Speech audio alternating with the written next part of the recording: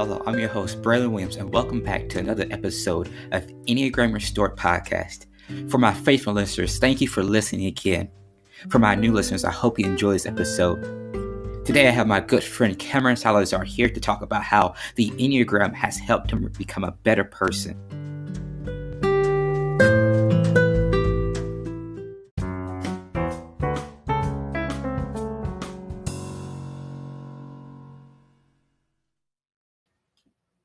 So, Cameron, how are you doing today?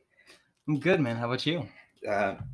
Fantastic. Glad to have you here. Good. Yeah. Thank you so much for having me. It's a good opportunity. So let's just start off by introduce yourself to the people. Like, Yeah. Where are you from? What's your major? What are some of your future plans? Right.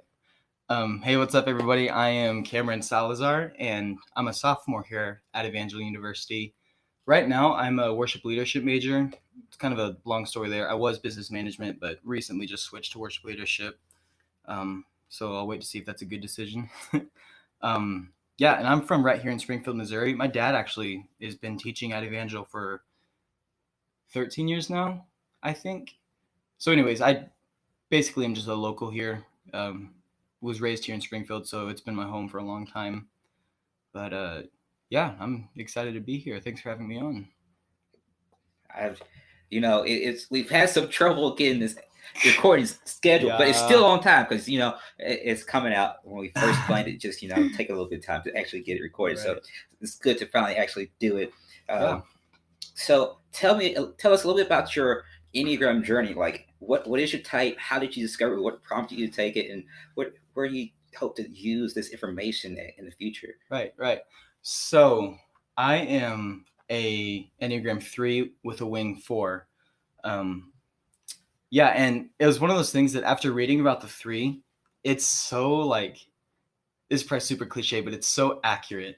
Like, I was just so surprised reading about specifically that 3-4 and just kind of the tendencies and like the levels of unhealthiness to healthiness. Like, it's just insane the amount of, like, as vague as like the 1-9 system feels, there's so many things that it just pinpoints so perfectly. Definitely. And it's been beneficial for me. It's also been kind of like, I feel called out every time I read about it. But yeah, I was going to say one thing that was interesting is I was listening to your first episode, and you said that you kind of like avoided the Enneagram at first because you thought it was just kind of just another personality test or whatever. And I was the same way.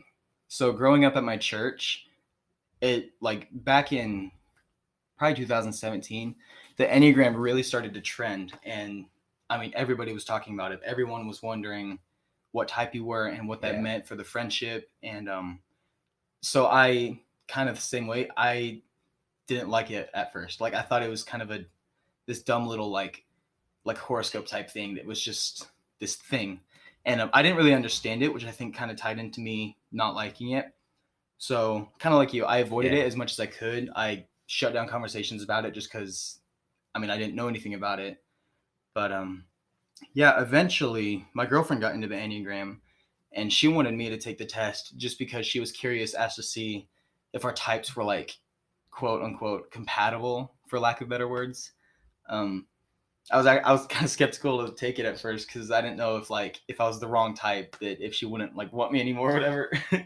But anyway, so I ended up taking the test with her, and I was really intrigued right from the start about the results. Yeah. I was a 3 the first time I'd taken it, and I've taken it a couple times since then. I've always been a 3, but I remember reading about the 3 for the first time and just being, like I said, I was so surprised at the accuracy and the like, you know what I mean? Just like the accuracy and what it meant. Yeah. And even I can't remember the website. I think it's Enneagram Institute. Yes. They have the relationship compatibility thing. I don't know if it's called like compatibility, but you know what I mean. The type that's more like in tune with you. And I started reading about, because my girlfriend is a 2, and I started reading about the 3 and 2 pair, and I mean that has been so like helpful. The stuff it says just with some of our, because we tend to like not clash, but because we're both just like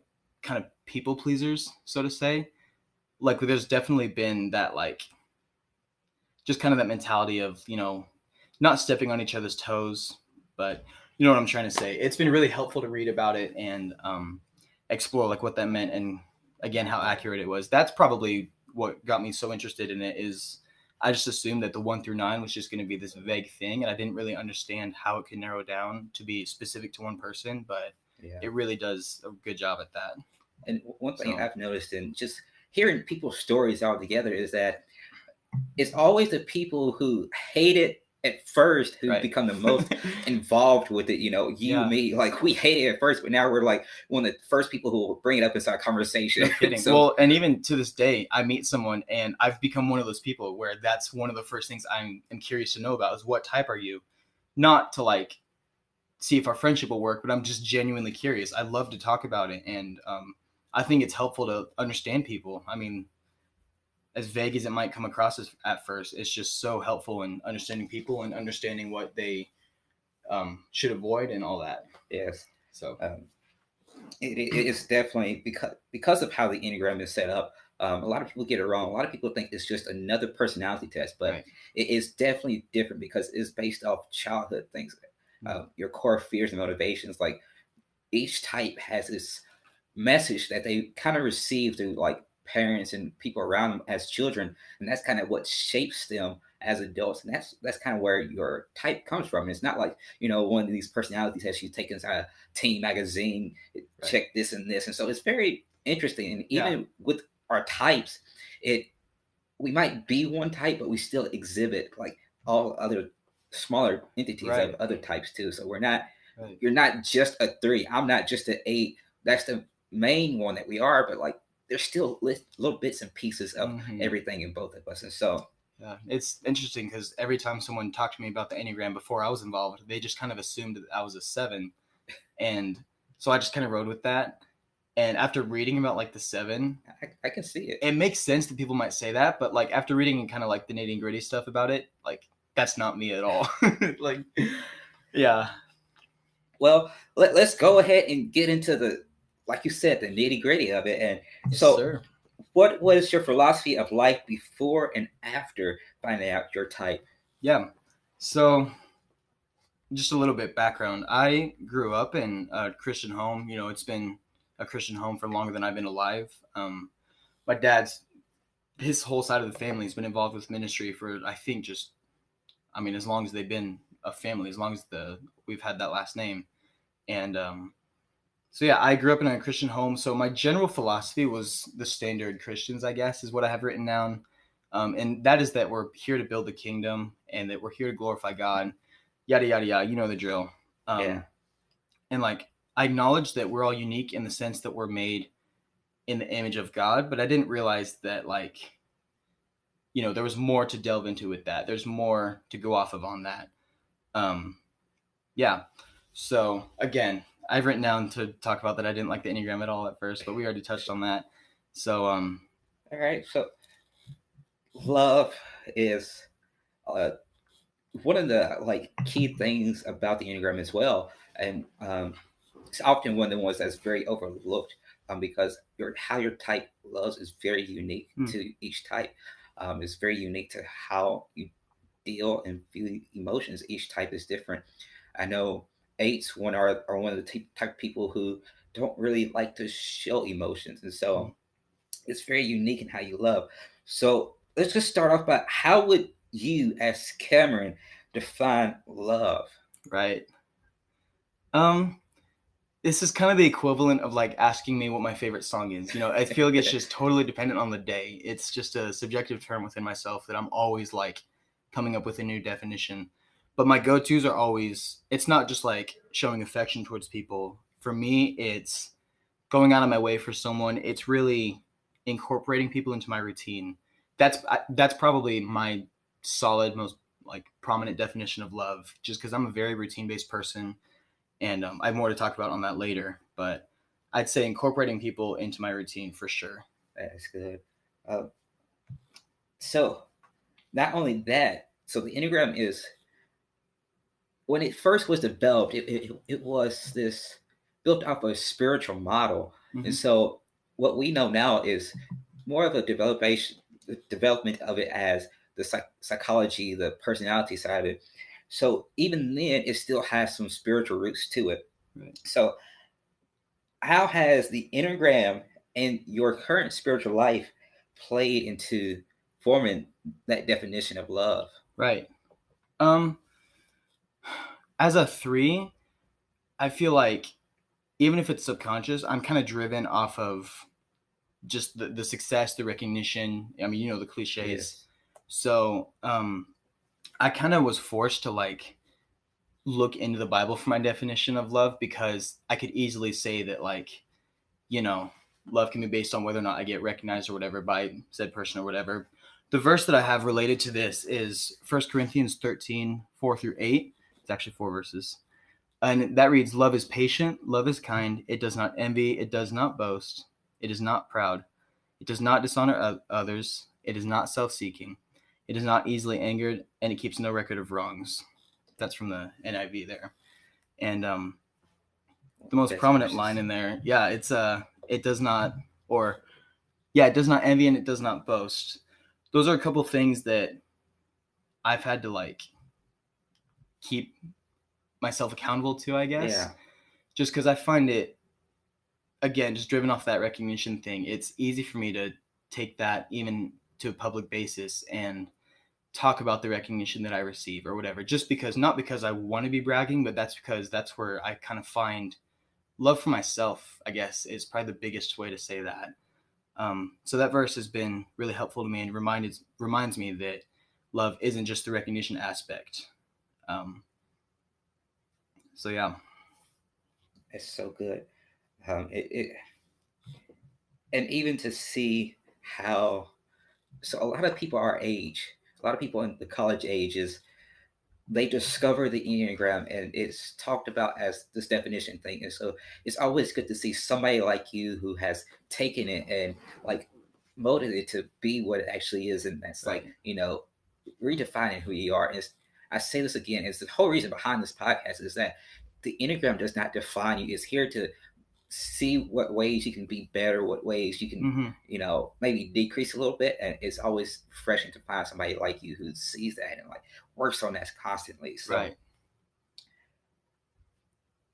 And like, it is a personality test, and it's a great way to put like words to who we are. Like, it's so hard to like say, "Oh, my personality is this way," but the Enneagram is so good to say, "All right, I'm a type so and so. All right, so this is what type so and so is." So it shows you your personality. It's like what we couldn't say about personality, the Enneagram does for us, and it's helpful.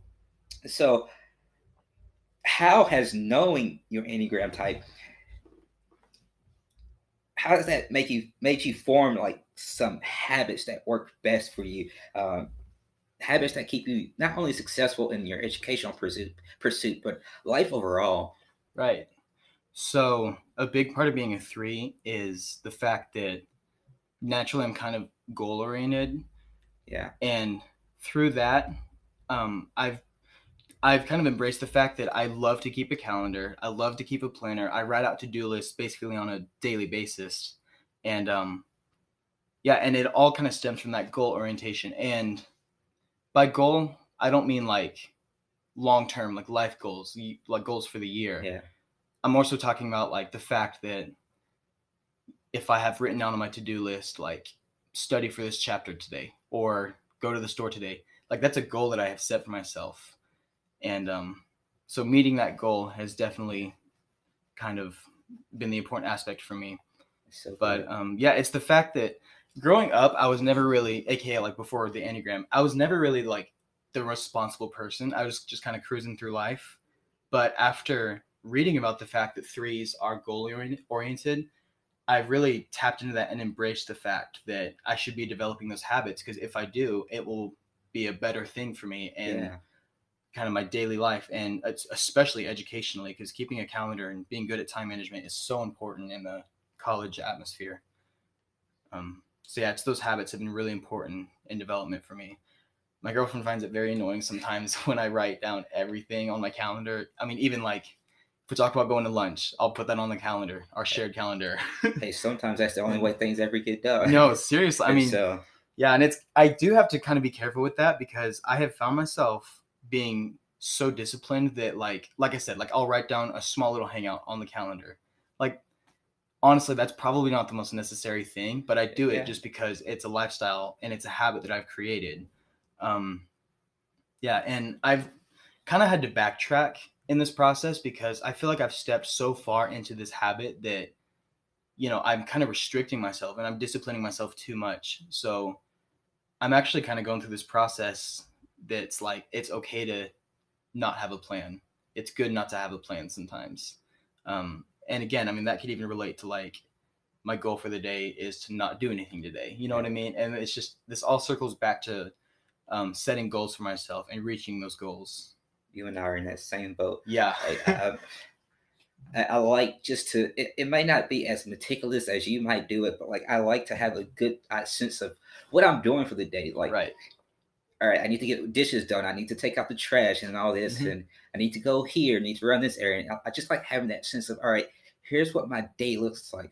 But that's also something that I've been working on. It's just the spontaneity of life, just allowing, Right. anything to happen to, maybe Mark not get dishes washed in order to go hang out with friends somewhere. Yeah. And so it's we start putting yourself in those shoes to allow spontaneity in your life. It really does something to you on the inside. It changes your perspective of life. Yeah, seriously. Like it's, for lack of a better term, it's refreshing.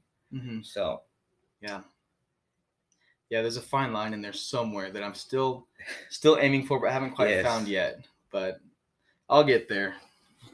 So let's get a little bit more spiritual here. Okay. What does the Enneagram play? What part does the Enneagram play in your spiritual life, and what spiritual habits have you formed based off of your type? Yeah, so very similar to my last answer, and that's just the fact that I've incorporated that daily time spent with God into my routine. Because kind of going back to that last answer, if something isn't in my daily routine, it's probably not going to be a daily habit of mine. So as long as I incorporate something, and if I plan the day before to do this in the morning or whatever, that's when it's going to get done. So setting that time aside in the morning, getting up 20 minutes earlier than I normally would, just to have that time to spend time with God, that's been probably the most prominent influence that Enneagram has had. And again, this does circle back to kind of the goal thing. But yeah, I'd say spending time with God daily as a routine and not just something that is a second priority. So would you say you're more spiritual now than you were before knowing your type? Honestly, yeah, because again, like going off the routine thing, before I knew my type, I didn't really have an established routine.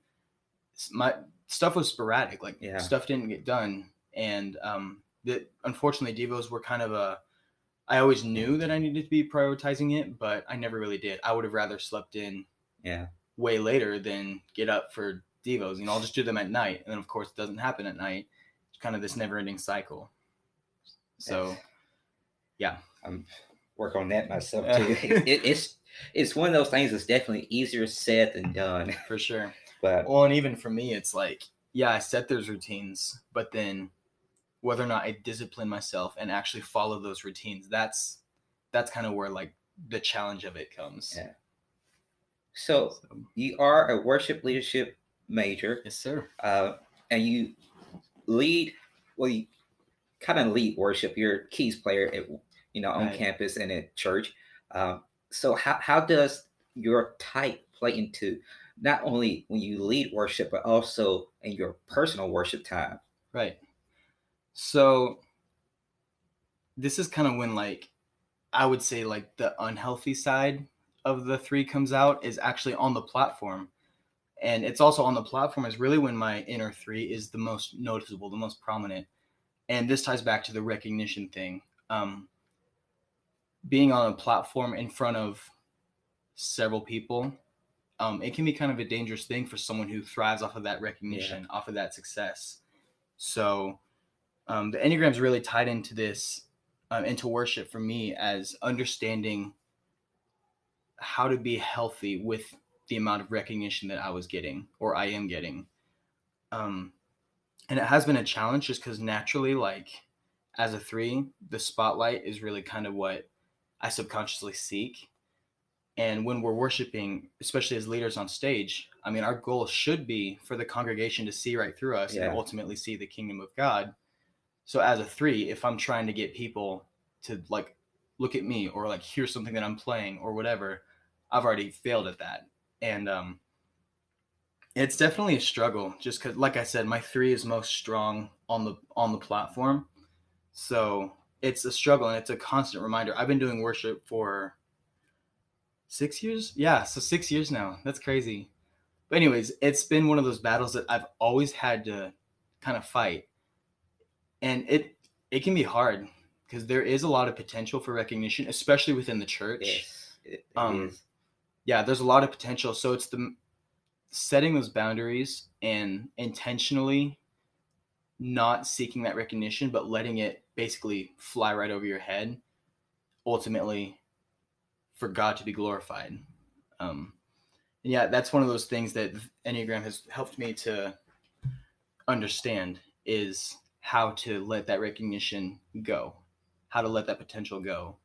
And it's one of those things that I'm grateful for with the Enneagram, because I don't think without the test, I don't think I really would have ever noticed that or even realized that. I just thought that being on stage was just a fun thing and I enjoyed it. But in reality, it's this integral part of my personality that I literally thrive off of. So understanding that has helped me set that aside on the platform and let the glory go to God, like I said. That is so good. Yeah. Well, our conversation is not done yet, but we're going to take a little quick break. There's this message I want you guys to hear, and Cameron and I will continue our conversation after this quick break.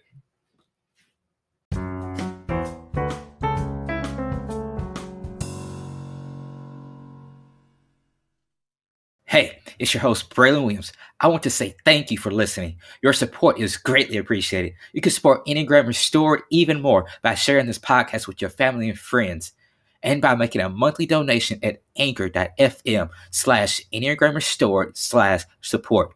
Again, thank you for listening to Enneagram Restored podcast.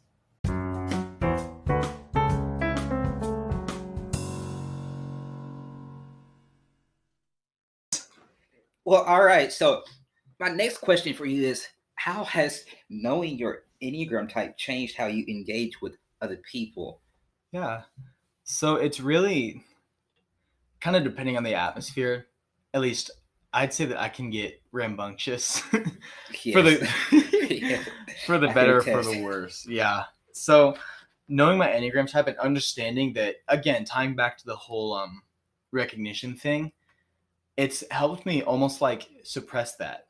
You know what I mean? Yeah. Because I feel like in times when it's inappropriate, it's important that I realize that, okay, now's not the time to be like the funny one in the room or whatever. You know what I mean? It's just this important thing that I've realized is it's allowed me to discern that. That's the word I'm looking for. It's allowed me to discern those moments and do something about it. Now, granted, you know, if I ever do want to, like, if I sense that the atmosphere is one that calls for, like, we're just going crazy or whatever. Kind of like sure. Today. Seriously. Little background story there we cannot tell you right now, but just know today was a good day. It was fun. But yeah, and that's honestly like where I thrive, I say, is when I can just not like suppress myself at all and just like live in the moment. But knowing my Enneagram has helped me discern those moments, for lack of better words. Yes. So that's great. And I'm a person who is all about changing the atmosphere. If I had this saying, if the atmosphere is not how you want it to be, you should be the force that leads it to be better. Right. If the atmosphere is horrible, you should be the first one to step up. And just knowing how you engage before and after your type is very crucial too. And I never knew this, but when I started getting into it, it's very crucial to knowing that. But yeah, any additional things that you have? That's all the questions I have. So any additional comments or like questions you got for me? Yeah. So totally coincidentally, I was going to ask you pretty much the same question. Has knowing your Enneagram type changed the way that you interact with people? I'm curious because I know there's some people who they basically change their whole personality, revolving around their type. I do think that's a little unhealthy. Yeah. Again, like you said, it's not something that should define you. But anyways, I was curious. So actually it has, and it's still changing me too, which is always should be. It should always be changing you.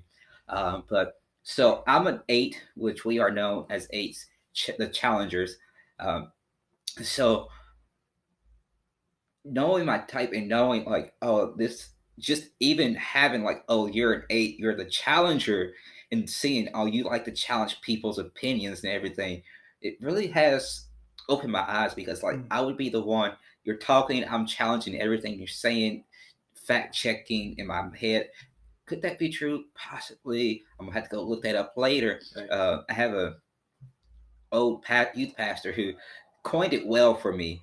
So I am the person who will put a controversial topic on Facebook and sit back and watch everybody else go at it in the comments, and only step in if it gets out of 2 hands. Yeah.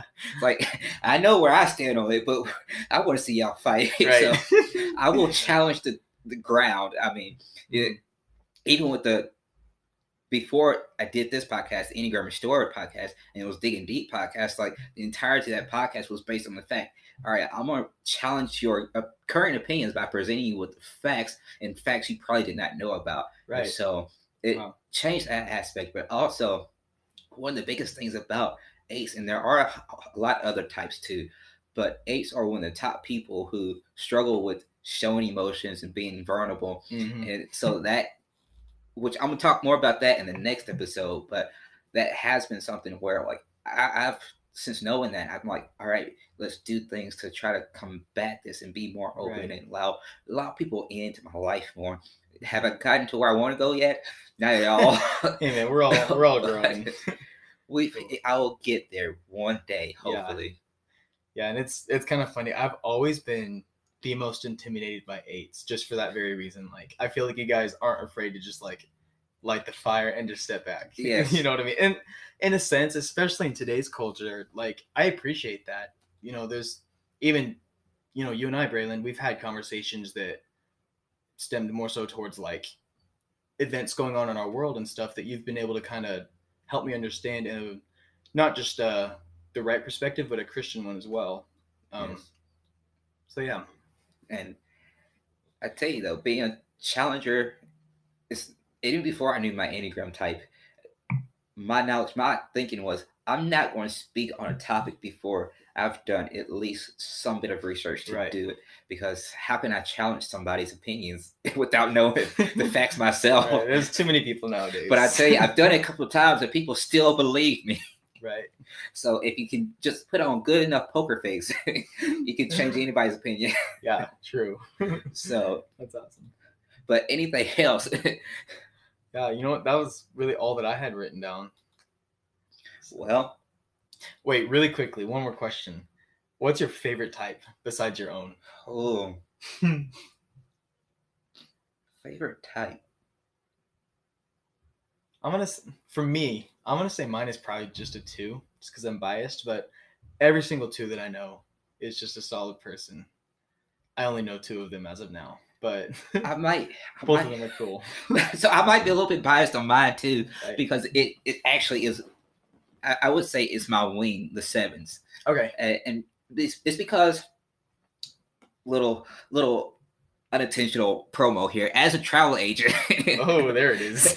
And as just somebody who loves exploring, that's what 7s are about. They're enthusiasts. They like to go different routes. Right. Just about a week or so ago, I was out location scouting for an event, and I've been to there's this park I've been to a lot of times, but like I've never actually followed the walking trail. And I was like, you know what? I'm just going to keep on walking and see where this leads. Bad decision, because I ended up walking 6 miles that day. Oh my word. And was not prepared for it. Did not stretch, did not do anything to prepare for a 6 mile walk. And so Even now I can still feel my butt just a little bit tight, but it's all right. Hey, that's good for you. It means you're growing. So, but yeah, I would say 7s because the adventure people, like, it doesn't seem like it on the outside, but I am one of those people, like, I like adventure. Like, I'm going to, let's do this. Let's go out. Nice. If I had friends, I would be one of the people who were like, all right, it's midnight. Let's go to the cemetery. I know. Just to see what happens. I know. Will the dead come to life? But, hey, speaking of tonight, want to go to a cemetery? Hey, I'm down. Dude, all right. Well, so, as always, it was great talking to you. And man. I hope to have you again. Absolutely. Dude, anytime. So, we'll see. Got a lot more of the guests coming on. Got Adam coming one episode. He'll be got great. to discuss that about. And so he is, if I remember right, a 3. I think you're right, because I think we've talked about that before. So it's so funny because I feel like me and him are so opposite in so many ways. But yet you're so close together. Exactly. It'll be really interesting to hear what he has to say. And if I think he's a wing too, so it would make sense if he was, at least. I think that's where the opposites might come in. So, but yeah, great talking with you, and so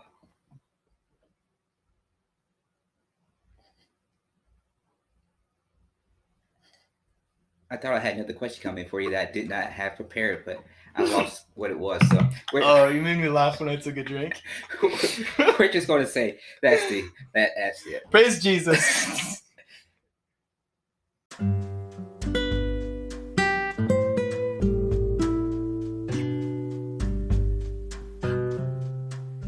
Well, folks, that's all for this week's episode of Enneagram Restored. I want to thank you once again, Cameron, for coming on and sharing your story and just sharing a part of your life with us. Yeah, thanks for having me.